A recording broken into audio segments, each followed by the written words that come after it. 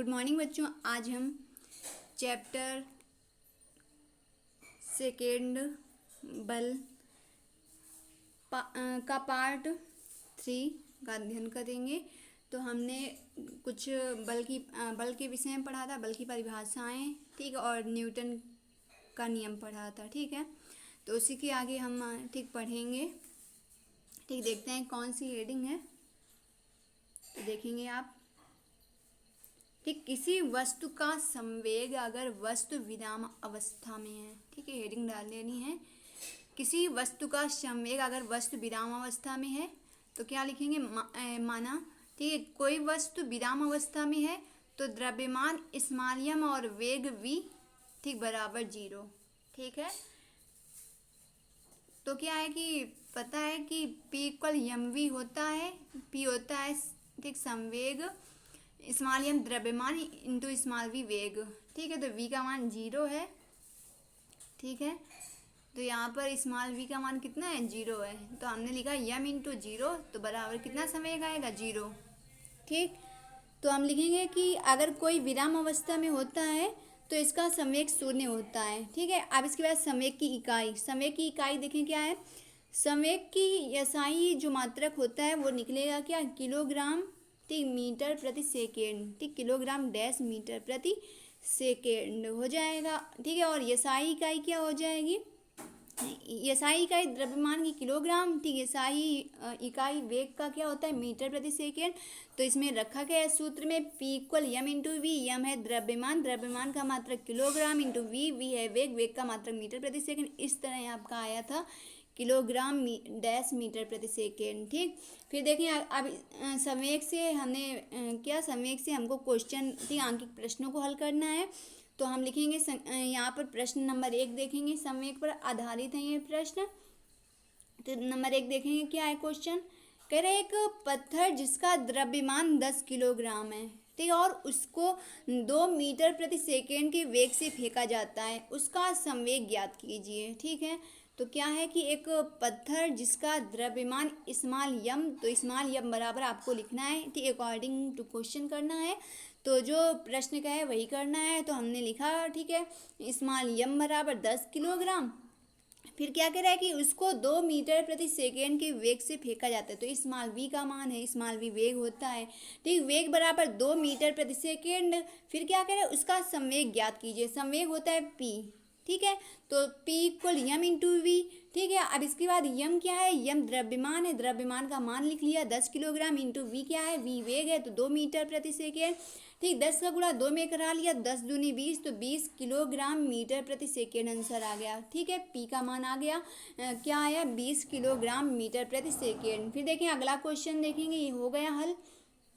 फिर देखेंगे दूसरा क्वेश्चन क्या कह रहा है कि किसी बंदूक से निकली गोली जिसका द्रव्यमान 25 ग्राम है, ठीक, और वेग 100 मीटर प्रति सेकेंड है, संवेग ज्ञात कीजिए, ठीक है। तो हमें क्या करना है, अकॉर्डिंग टू क्वेश्चन करना है, ठीक, जो कहे वही करना। क्या कह रहा है, जिसका द्रव्यमान 25 ग्राम है, तो ये स्मॉल m का मान है, ये द्रव्यमान है, ठीक है।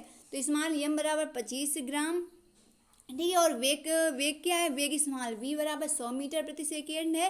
तो हमने लिखा, पहले यहाँ पर लिख लिया है, वेग स्मॉल v बराबर 100 मीटर प्रति सेकेंड, ठीक, स्मॉल m बराबर कितना, 25 ग्राम। अब ग्राम तो इसका मात्रक होता नहीं है द्रव्यमान का, तो हम इसको किलोग्राम में चेंज करने के लिए 1000 का भाग देंगे। तो हमने लिखा 25/1000, ठीक है, 25/1000 किलोग्राम। फिर क्या करेंगे, अब 1000 का भाग 25 में दे दिया, तो ठीक, आपका आया 0.025 किलोग्राम, ठीक। तो इतना आएगा।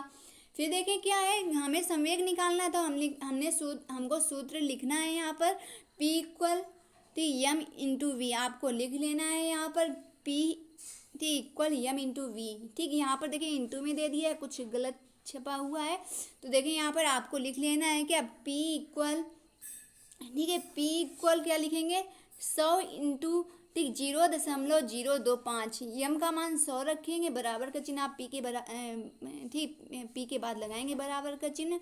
तो p बराबर 100 इंटू 0.025, ठीक, m का मान 0.025, ठीक, इंटू v का मान 100, ठीक है। अब गुणा करा देंगे, तो जब गुणा करा देंगे तो कितना आ जाएगा आपका, 25 का गुणा यहाँ पर गुणा कराएंगे, गुणा कराने पे ठीक है क्या आ जाएगा 25। ठीक, तो यहाँ पर दशमलव भी लगा हुआ है। किस तरह करना है इसको, हम लिखेंगे 25 का गुणा कराएंगे 100 में। ठीक है, 3 अंकों के बाद दशमलव लगा है तो हम 3 अंकों के बाद दशमलव भी लगाएंगे तो आपका आंसर आएगा 2.5 किलोग्राम मीटर प्रति सेकेंड। ठीक, फिर देखिए अगला क्वेश्चन क्या कह रहा है। ठीक, किसी गोली को जिसका वजन 25 ग्राम है और उसको 0.1 मीटर प्रति सेकेंड के वेग से हाथ से फेंका जाता है तो उसका संवेग निकालिए। तो आपका यहाँ पर क्या कह रहा है, किसी गोली को जिसका वजन 25 ग्राम है, 25 ग्राम को चेंज करने के लिए 1000 का भाग दिया जाता है, अभी बताया। तो आपको लिख लेना है स्मॉल v बराबर 0.1 मीटर प्रति सेकेंड और इसको चेंज करना है, इसलिए लिखेंगे स्मॉल m बराबर 25 ग्राम 25/1000 से भाग देंगे, फिर ठीक आपका बन जाएगा 0.025। फिर इसके बाद सूत्र लगाएंगे P equal m into v. तो P आपका संवेग द्रव्यमान स्मॉल यम इंटू वेग स्मॉल वी। ठीक है, अब इसमें मान रख देंगे P बराबर ठीक 0.025 इंटू 0.1 वेग का मान गुणा करा देंगे तो आपका क्या बन जाएगा 0.0025 किलोग्राम ठीक डैश मीटर प्रति सेकेंड। ठीक है, तो ये आपको हल करना है और हल करने पर इतना ही आंसर आएगा। ठीक है, 3 यहाँ पर 4 अंकों के बाद दशमलव लगेगा, संख्याएं हम गिन लेते इकाई अंक के बाद। ठीक, 3 किलोग्राम की अंक में 3 के बाद दशमलव लगा 3 अंकों के बाद और इधर 1 अंक के बाद, तो 4 अंकों के बाद दशमलव लगाना है गुणा कराने के बाद। तो लिखेंगे 0.0025 किलोग्राम मीटर ठीक प्रति सेकेंड। फिर देखें अगला क्वेश्चन क्या है। किसी ठेले का द्रव्यमान 4000 किलोग्राम है, ठीक, और उसमें रखे सामान का वजन 20000 किलोग्राम है। ठीक, अगर ये ठेला 2 मीटर प्रति सेकेंड के वेग से चलता है, इसका संवेग क्या होगा। तो क्या कह रहा है, किसी ठेले का द्रव्यमान, तो यहाँ पर द्रव्यमान यहाँ पर स्मॉल में यम बराबर 4000 किलोग्राम है।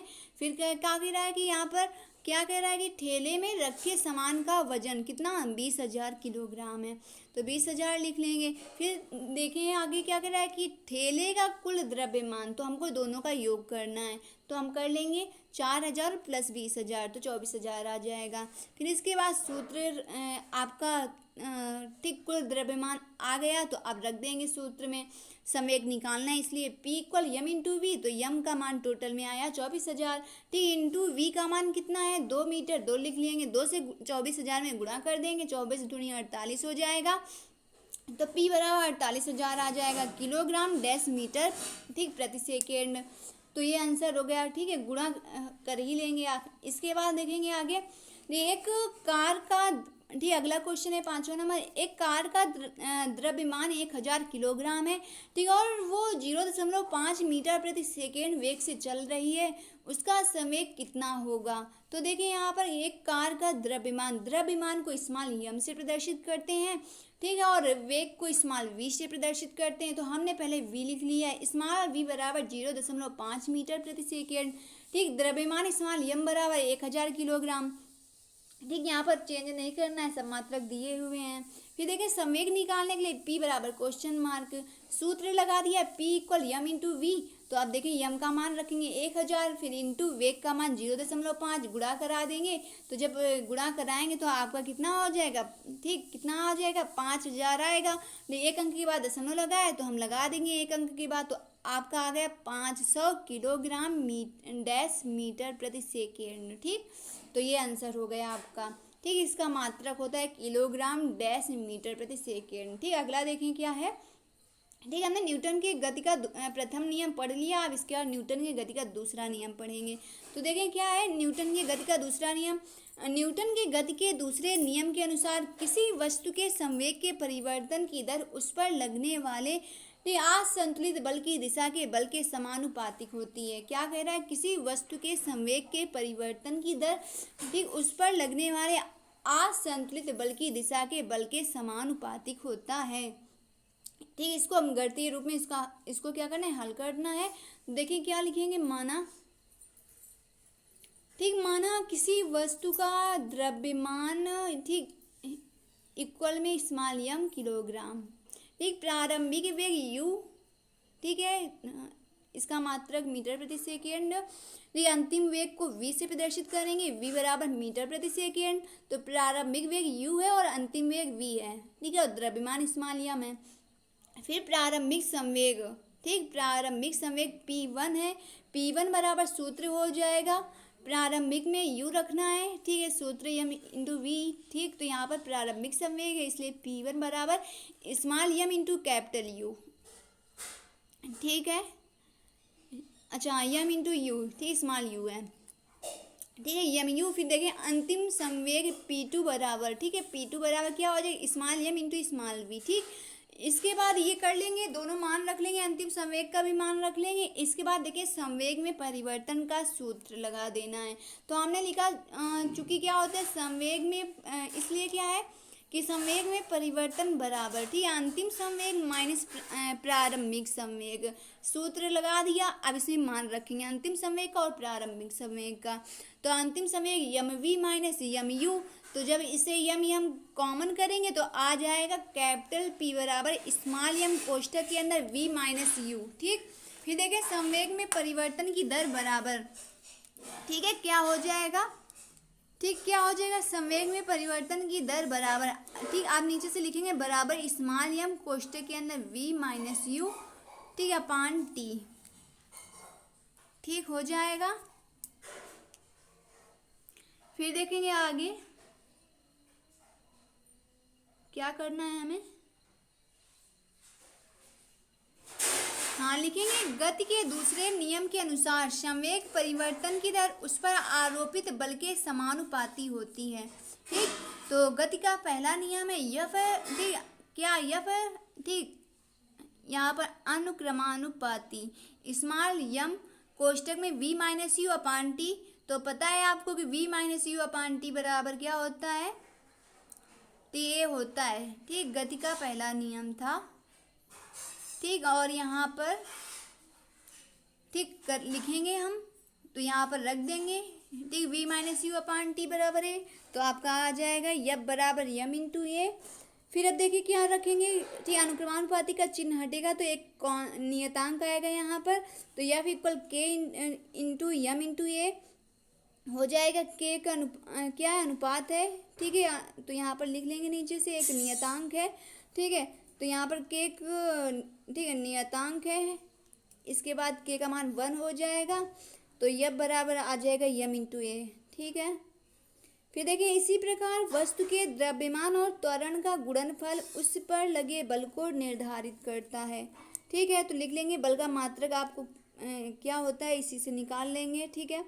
तो लिख देखें हम हुआ है नीचे बल का मात्रक हेडिंग डाल के, ठीक है, इसमें निकाला भी गया है क्या, यम का 1 किलोग्राम इंटू 1 मीटर प्रति सेकेंड, तो आपका मात्रक आया किलोग्राम डैश मीटर प्रति सेकेंड स्क्वायर, ठीक है। फिर देखें आगे, ठीक, बल के इस मात्रक को विशेष नाम भी दिया गया, ठीक, इसी मात्रक को क्या विशेष नाम दिया गया, किलोग्राम डैश मीटर प्रति सेकेंड स्क्वायर को, ठीक, न्यूटन नाम दिया गया। तो न्यूटन इसका प्रतीक है, और मतलब न्यूटन इसका मात्रक है और इसका प्रतीक कैपिटल एन है, ठीक है। तो अब 1 न्यूटन को परिभाषित कीजिए कह रहा है, तो आपको डाल लेना है 1 न्यूटन को परिभाषित कीजिए।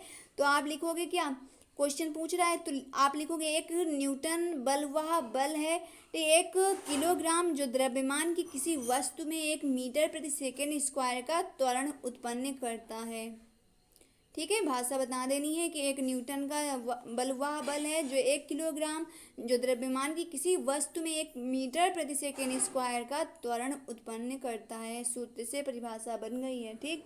फिर देखेंगे आगे हम, ठीक, न्यूटन के गति के प्रथम नियम को दूसरे नियम से सिद्ध कीजिए कह रहा है, ठीक है। न्यूटन के गति के प्रथम नियम को दूसरे नियम से सिद्ध कीजिए,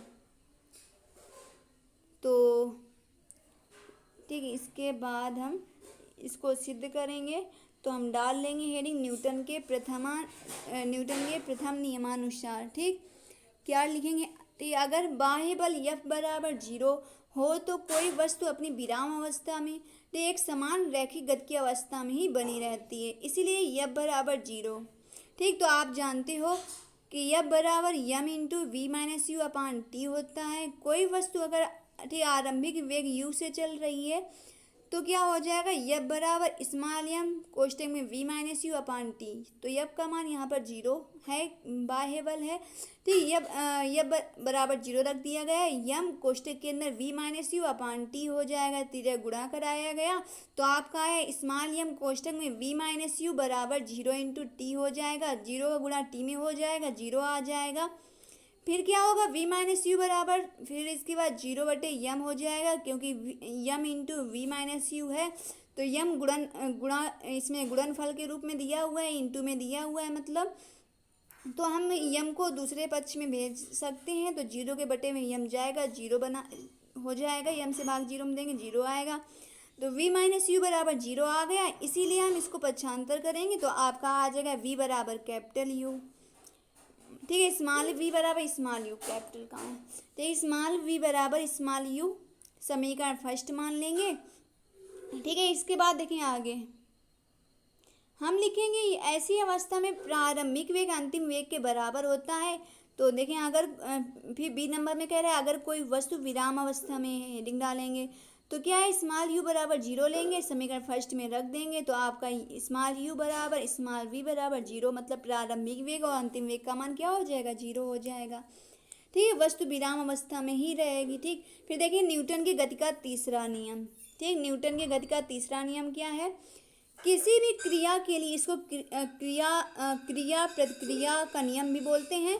तो हम देखें इसमें क्या लिखेंगे, किसी भी क्रिया के लिए ठीक उसके बराबर लेकिन विपरीत दिशा में प्रतिक्रिया होती है, तो इस प्रकार क्रिया और प्रतिक्रिया के बल परिमाण में बराबर लेकिन दिशा में एक दूसरे के विपरीत होते हैं, ठीक है। तो इसका यहाँ पर अनुप्रयोग देंगे, क्या लिखेंगे, सड़क पर चलना, जमीन पर व्यक्ति का चलना, ठीक है। दूसरे में क्या, नाव खेना, तीसरे में नाव से उतरने पर नाव पीछे चली जाती है, ठीक है। चौथे में क्या है, बंदूक का प्रतिक्षेप करना। फिर देखिए संवेग संरक्षण का नियम,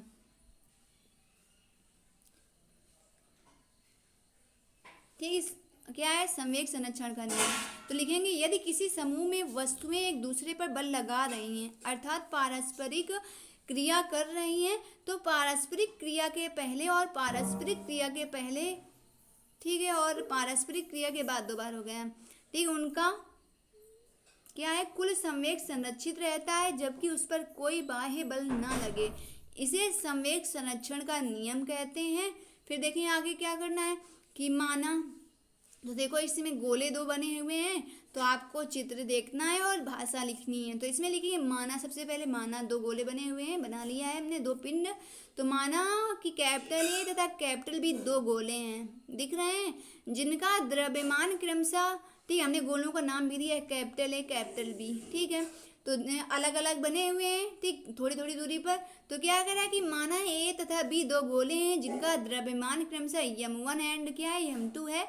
तो यम1 यम2 है, प्रारंभिक वेग इनका u1 है और यहाँ पर प्रारंभिक वेग क्या है, u1 और ठीक u2 है, ठीक है। प्रारंभिक वेग u1 और u2 है, ठीक। एक छोटे अंतराल समय t तक एक दूसरे टकराने के पश्चात इनका वेग क्रमशः v1 एवं v2 हो जाता है, ठीक है। जब ये दोनों गोले एक दूसरे से टकराते हैं तो उसके पश्चात मतलब एक समय लगता है, थोड़े समय के बाद क्या होता है कि इनका वेग क्रमशः v1 एवं v2, स्मॉल v1 एवं v2 हो जाता है, ठीक है।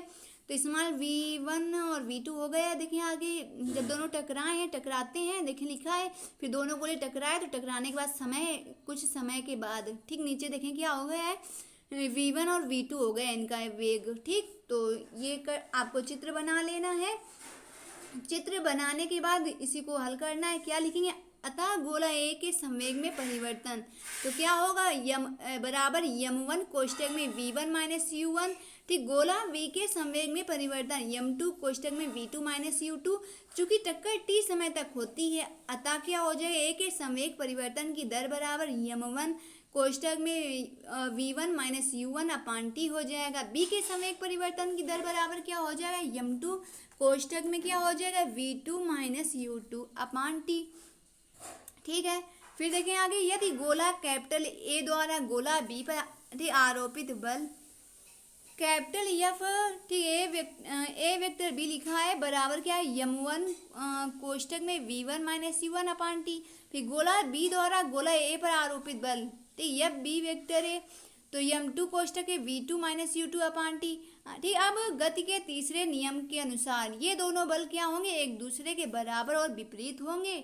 फिर देखें आगे क्या करना है, हम लिखेंगे यफ ए वेक्टर बी बराबर यफ बी वेक्टर ए, तो यफ ए वेक्टर बी का मान हम रख लेंगे यम1 कोष्टक में v1 माइनस u1 अपान टी, ठीक है, और इसका भी मान रख लेंगे यम2 कोष्टक में v2 माइनस u2 अपान टी। जब मान रख लिया तिर्यक गुणा कराएंगे तो आपका टी से टी कैंसिल हो जाएगा। फिर इसके बाद हम गुणा कराएंगे तो खोलेंगे इसको तो आ जाएगा यम1 v1 माइनस यम1 u1, ठीक, बराबर यम2 v2 माइनस यम2 u2। फिर ये क्या हो जाएगा, फिर पक्षांतर करेंगे v1, ठीक, यहाँ पर पक्षांतर करेंगे तो आपका क्या आ जाएगा, यम1 v1 माइनस यम2 u2, ठीक है, बराबर यम1 u1 माइनस यम2 u2, ठीक है। तो यहाँ पर v है ये, ठीक, यम1 v1 माइनस यम2 v2 बराबर, ठीक है, पक्षांतर v एक तरफ कर रहे हैं तो लिखेंगे यम1 v1 माइनस यम2 एक v2 बराबर यम1 u1 माइनस यम2 u2। फिर देखें नीचे से क्या लिखें, इसी प्रकार टक्कर के पूर्व गोलों का कुल संवेग बराबर टक्कर के बाद गोलों का कुल संवेग, ठीक है। तो बस हो गया ये आपका। इसके बाद क्या करें, कुल संवेग अपरिवर्तित तथा संरक्षित रहता है। तो इसके बाद हम यहीं तक हम क्लास ठीक आज करेंगे। इसके बाद आपको आंगिक प्रश्न कुछ और करने हैं, इसके बाद ये आपका चैप्टर समाप्त होगा, ठीक। तो thanks class, thanks for watching this video.